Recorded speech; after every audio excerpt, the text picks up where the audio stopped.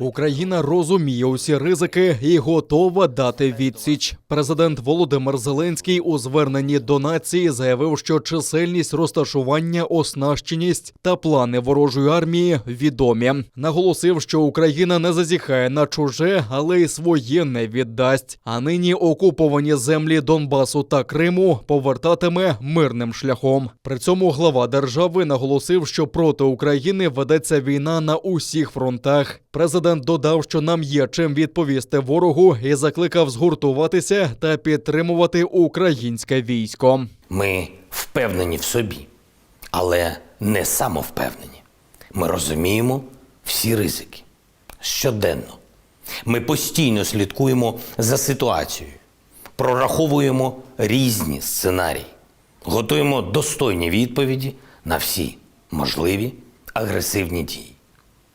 Ми чітко знаємо, де поруч з нашими кордонами чужа армія, її чисельність, її локації, оснащення та її плани. Нам є що протиставити. Політикам і олігархам, які залишили Україну, Зеленський дав 24 години на повернення. Він заявив, що зараз найвідповідальніший час, коли кожен українець складає тест на громадянина. Крім того, 16 лютого, яке в іноземних медіа вважають днем вторгнення, президент проголосив Днем єднання. У нас одне велике європейське прагнення. Ми хочемо свободи і готові її виборювати. На нас з неба дивляться 14 тисяч захисників і захисниць та мирних громадян, загиблих у цій війні. І ми не зрадимо їх пам'ять. Україна ніколи не залишиться сам на сам з державою-окупантом. Міністр закордонних справ Дмитро Кулеба заявив, що західні демократії вважають Україну своєю складовою частиною. Це, на його думку, доведено постачанням технологічної зброї, фінансовою та політичною підтримкою на тлі російської загрози. Її міністр Кулеба назвав загрозою не лише для України та Європи, а й для усього світу. Згадайте 2014 рік. Це фактично було табу надати Україні зброю, щоб вона могла захищатися від нападу Росії. Ми це табу зняли. І надаючи нашій державі посилену політичну, військову та економічну підтримку, західний демократичний світ доводить, що вважає Україною його своєю частиною. Коли Україні погрожують, Захід стоятиме пліч-опліч з нами конкретними справами. Саме в умовах кризи з кристальною чистотою проступають принципово важливі моменти. Хто є друг, хто є ворог, хто є ніхто і лише робить вигляд друга. Російська Держдума звернулася до Путіна щодо визнання псевдореспублік окупованого Донбасу. Автори проєкту – депутати-комуністи. У документі передбачено визнання так званих ЛДНР незалежними. Також передбачає якнайшвидше проведення переговорів з маріонетковими ватажками. І це в Думі вважають початком міждержавних відносин для взаємодопомоги. Верховна Рада України назвала це ескалацією з боку Росії. Також парламент звернувся до ООН, Єврокомісії, Європарламенту, ПАРЄ, парламентських асамблей ОБСЄ, НАТО, урядів і парламентів держав світу щодо невизнання утворень на окупованих територіях України. Вони прямо це зазначили в своєму документі. Забезпечити безпеку та захист республіки, започаткувати процес міжнародного визнання обох держав. Я вам скажу більше. Фактично для них це не просто буде виходом з Мінських домовленостей, а початком ескалації на Сході для того, щоб отримати повністю Луганську, Донецьку область, так як вони про це мріють, і так як записано було в їхніх документах. Тому, шановні колеги, категорично, і ми це маємо пояснювати чітко і про Мінськ, і про подібні речі всім нашим міжнародним партнерам, де зрита собака і яким чином Російська Федерація розв'язує нову війну. На сьогоднішній день Російська Федерація всупереч загальновизнаним принципам міжнародного права відверто погрожує силою для суверенної незалежної країни, якою є Україна. Тим самим Російська Федерація черговий раз дуже зухвало нехтує загальновизнаними принципами і нормами міжнародного права, які зобов'язані дотримуватися всі цивілізовані країни. В МЗС України наголошують, що визнання псевдоутворень на окупованих територіях означатиме вихід Росії з Мінських угод. У разі ухвалення рішення про визнання Росія де-факто і де-юре вийде з Мінських домовленостей з усіма супутніми наслідками. Ми вже попередили про цю позицію наших партнерів. Двоє українських воїнів поранені на Східному фронті. У штабі Об'єднаних сил повідомляють, що стан одного бійця середньої тяжкості, іншого задовільний. Неподалік Трьохізбенки, Новотроїцького та Пісків російські окупанти задіяли гранатомети, великокаліберні кулемети та стрілецьку зброю. На Донеччині українські військові фіксували проліт розвідувального апарата «Орлан-10». А поблизу Мар'їнки ворог скинув з безпілотника гранатометний постріл, апарат збили. Завдяки зусиллям наших воїнів рубежі українських підрозділів залишилися незмінними. Станом на 11 годину поточної доби з боку російсько-окупаційних військ зафіксовано 2 порушення. У бік Катеринівки противник відкривав вогонь з протитанкового ракетного комплексу. В напрямку Лобачеве російські найманці здійснили обстріл з ручних протитанкових гранатометів. Підрозділи Об'єднаних сил продовжують виконувати визначені завдання з відсічі і стримування збройної агресії Російської Федерації. Російські окупанти вступають у сутички з цивільними, часами трапляються перестрілки. За даними української розвідки, агітація серед жителів окупованих територій провальна, а найманці з Росії недбалі та немотивовані. Під наглядом московського командування вони проходять бойову підготовку та управляються у керуванні бойовими машинами. Водночас спостерігається загострення соціальної обстановки в населених пунктах тимчасового перебування російських найманців, що пов'язано з непоодинокими сутичками так званих добровольців з місцевим населенням, у тому числі з використанням зброї. Черговим підтвердженням специфічного морального стану окупантів став випадок, що трапився 10 лютого в 7-й окремій мотострілецькій бригаді 2-го армійського корпусу російських окупаційних військ. Цього дня особа розвідувальної роти окупантів у стані наркотичного сп'яніння обстріляв своїх співслужбовців, внаслідок чого 2 з них убив та ще 2 поранив.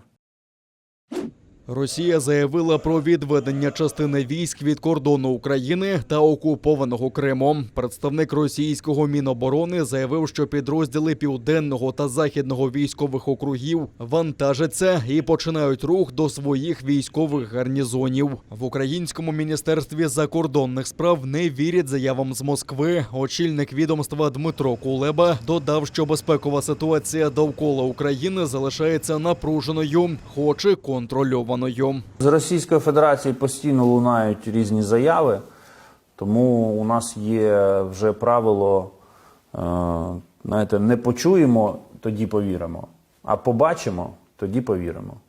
Побачимо відведення, повіримо у деескалацію. Російські окупанти задіяли реактивні системи «Град» та «Ураган» на полігоні «Опук» неподалік окупованої Керчі. Гатили по цілях, які імітували артилерію на відстані близько 30 кілометрів. Окупанти заявляють, що таким чином тренуються оборонятися та відбивати атаки на окупований ними ж півострів. До незаконних маневрів залучили також безпілотники «Орлан», які застосовують на Східному фронті, а також бомбардувальники та винищувачі.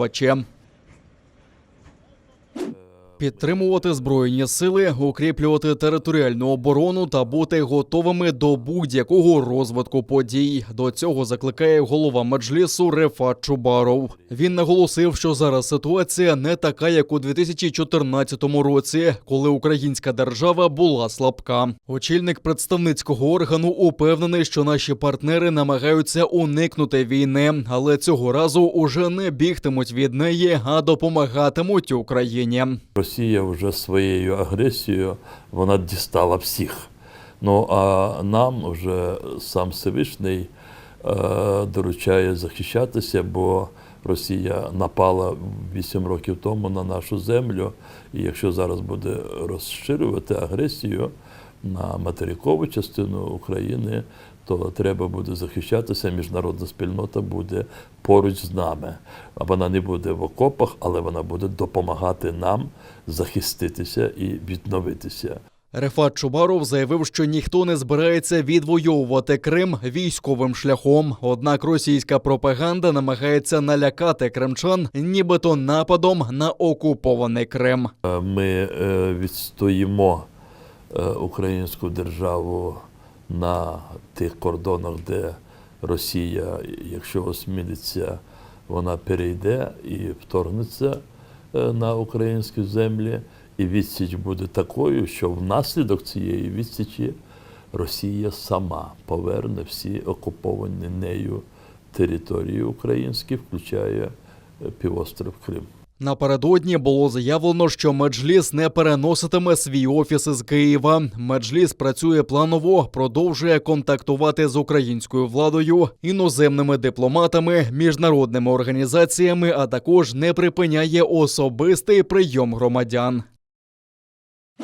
Вирок Владиславу Єсипенку мають оголосити 16 лютого. Окупаційна прокурорка Олена Продольна вимагає для позаштатного журналіста Радіо Свобода 11 років колонії. Про це вона заявила на засіданні окупаційного Сімферопольського міського суду. Адвокат українського бранця Дмитро Дінзе у дебатах навів аргументи на користь виправдання Єсипенка. За його словами, йшлося про порушення права на захист, відсутність підстав для проведення оперативно-розшукової діяльності та знищення речових доказів за підсумками так званої вибухотехнічної експертизи. Нагадаю, Владислава Єсипенка затримали 10 березня минулого року після акції до дня народження Тараса Шевченка, що відбулася біля пам'ятника поетові у Сімферополі. Позаштатному журналісту Радіо Свобода окупанти закидають незаконне виготовлення зброї та співпрацю з українськими спецслужбами. У мечеті кожної громади має бути відповідальний за бомбосховище. Про це у своєму зверненні заявив муфтій мусульман Криму Айдер Рустемов. Він зазначив, що у разі наявності укриття їх слід заздалегідь підготувати, забезпечити їх водою, запасом продуктів, засобами гігієни та першої медичної допомоги. Також у кожній громаді має бути готовий план дій, а кожній родині мати напоготові тривожні наплічники з документами, водою та речами першої необхідності. А також важливо зберігати спокій, зауважив Айдер Рустемов. Ми не бажаємо зустрічі з ворогом, не бажаємо пролиття крові. Але борг кожного мусульманина – захищати своє життя, свою сім'ю та честь, своє майно та землю. Той, хто буде це робити і загине, він загине згідно достовірним хадісам на шляху Всевишнього. Нехай Аллах убереже всіх нас від війни та дасть нам силу, мужність та перемогу, якщо війна неминуча. Амінь. Коли житель Стамбула Музафер Каясан заразився ковідом, думав, що помре, бо має лейкемію. Минуло 14 місяців, чоловік живий. Це тішить, але дивовижно інше. Він здав уже 78 тестів на коронавірус і усі позитивні. Лікарі кажуть, що 56-річний Каясан має найтривалішу у Туреччині безперервну інфекцію COVID-19. Думаю, це жіночий варіант ковід. Він не може без мене жити. Хоча Каясан жартує, йому нелегко. 9 місяців пролежав у лікарні, а останні 5 провів наодинці у себе у квартирі. Син і онука його відвідують, але доводиться спілкуватися на відстані. Мій батько позитивна людина. Ми весь час йому говорили, який він позитивний, і тепер він став позитивним з ковід і не може повернутися до негативного. На думку лікарів, інфекція у Каясана триває так довго через ослаблений імунітет. У цього пацієнта тести дають позитивний результат понад 440 днів. До сьогоднішнього дня про подібні випадки не повідомлялося. У Туреччині з позитивним тестом на коронавірус не можна вакцинуватися. Спочатку треба одужати. Крім того, медичне дослідження показало, що у кожного 4-го пацієнта з раком крові антитіла не виробляють навіть після 2 доз вакцини. Тим часом за Каясаном постійно спостерігають, щоб відстежити, чи не сформується в його організмі новий штам коронавірусу, що мутував. Це потрібно, щоб не допустити його розповсюдження.